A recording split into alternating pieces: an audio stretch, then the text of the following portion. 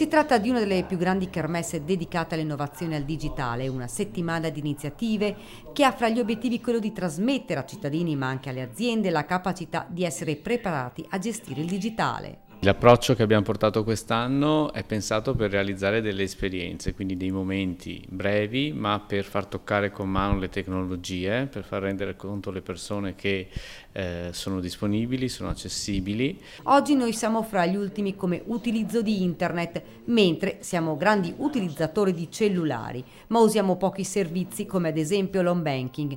Insomma, bisogna modificare, dicono, questa cultura. Così Fondazione Comunica e Talent Garden ha promosso dal 22 al 27 ottobre 150 incontri in 16 regioni. A Treviso ci saranno 3 blocchi di iniziative. Uno molto interessante, per la prima volta si porta in Veneto il fintech, cioè tutto quello che è abbinato alla finanza legato al digitale, e si terrà a Palazzo Giacomelli alle 18 del 23 ottobre. Questa iniziativa, poi c'è un gemellaggio di fatto con Treviso Creativity Week, che è la settimana della creatività, in particolare sulle start-up con gli amici di Treviso Creativity, e la terza sono una serie di iniziative con T2I dove portiamo la cultura del digitale al Planck. Studenti che saranno messi alla prova, una vera e propria sfida che dovranno risolvere in 24 ore.